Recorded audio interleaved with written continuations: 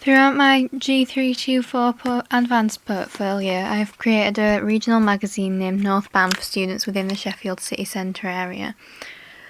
I have additionally created a billboard advertisement with a website. Like most magazines, I have used the general regional magazine pastiche within my work, meaning it looks similar to Sheffield magazines such as Now Then, Exposed and Toast. However, in some ways I have challenged conventions named for a much more original design like the regional magazine Chic magazine. My front cover uses various magazine conventions such as the main image of my model Darcy Budzezeski. I have used a medium close-up image where she is looking straight at the camera whilst also looking attractive and conventionally pretty, which could demonstrate Laura Mulvey's male gaze theory, as people could perhaps buy the issue purely because of the way she looks on the front cover, therefore objectifying her. My main image could also comply with Carl Rogers' theory of ideal self, ideal partner, which implies that people buy magazines because they think of the model as an aspirational figure or aspirational partner because of their attractive qualities. Both of these theories are very reliant on the appearance of the model, which is why magazines commonly use people they think the audience will be attracted to. Additionally, the cover lines which I have used are in white in order to show a minimalist theme which could perhaps be compared to chic. However, they are laid out like a conventional magazine along the right-hand side of the cover. My main cover line is drawn attention to through the use of a border, which is usually rare.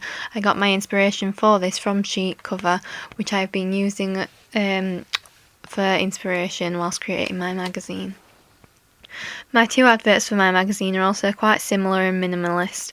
There is one of a upcoming musician, Harry Appleby, and another of a recently opened cafe named the Steamyard Company.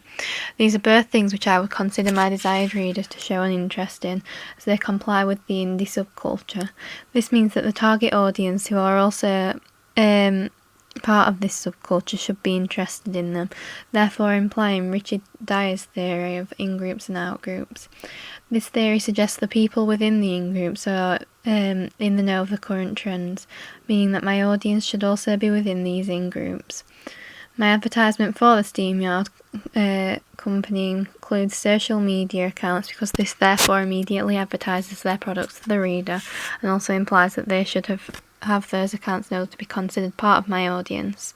This is a common way for people to interact with companies, and therefore I thought it would be significant. For my contents page, I have separated my table of contents into two columns, making it look more professionally laid out. This page is organised like a generic contents page. I have therefore used the pastiche from most regional magazines such as Exposed and Now Then. My contents page also includes images, often known as art, of my cover star Darcy and an image of the Sheffield Christmas market. This is to reinforce to the reader the most significant articles within the magazine, which could therefore make them want to read them more because of their importance within the issue. Within my contents page, I have also used Roland Barthes' theory of anchorage in order to give meaning to my art. This is where I have put a page number on the image, which is later associated with the summary of the article and the page number within the table of contents. Roland Barthes' theory of anchorage establishes meaning to the art I have used within the contents, which provides the reader with more information about the articles and could even give added meaning throughout the use of images, which is common throughout magazines. As part of my ancillary task, I have created a billboard advertisement which will advertise Northbound to a large audience within the Sheffield area. This method of advertising will allow my product to be reached by a wide audience, especially if it is shown around student areas such as West Street and Division Street in Sheffield city centre. The billboard uses an image of my front cover, therefore automatically advertising my product, creating synergy between both of my products.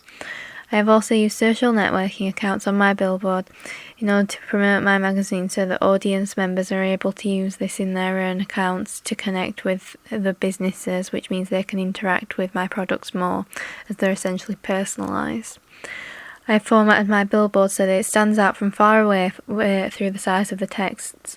This will hopefully attract a wider audience, therefore making it pop out against its surroundings.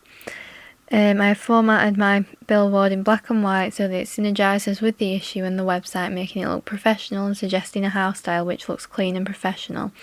the way in which I have formatted my billboard is quite conventional for a magazine in general. However, because of the lack of regional magazine billboards, I sometimes struggled with making it pastiche with the others. Ancillary task website. As the second part of my ancillary tasks, I've also used the same house style as I have throughout my project in order to create synergy between my products, which will make them look professional as they are all formatted similarly, making them iconic. The website's house style is mainly black and white in order to make it look clean and professional, unlike my overall house style. I haven't used the colour blue because it could make it look less organised. I have also used the same logo in order to synergise with my other products and therefore essentially become an icon which represents my cross-media conglomerate. Additionally, I have used an interactive gallery which moves when hovered over, presenting more articles, allowing the website user to feel more active and perhaps get involved with the information more regularly. A user is most likely to interact efficiently with the dynamic website because they'll perhaps find it more interesting to use and therefore read more articles. I think that this rejects conventions of regional magazine websites such as Toast because their website was very basic. Although Exposed and Now Then's website don't include this specific interactive gallery, they are quite interactive and therefore engage with the user. Above the footer of my website, I have written a column about the website, magazine, and this month's issue, allowing the reader to feel more intrigued by my product as it's brand new, meaning it's ultimately a summary of this month's issue and what the magazine will be about.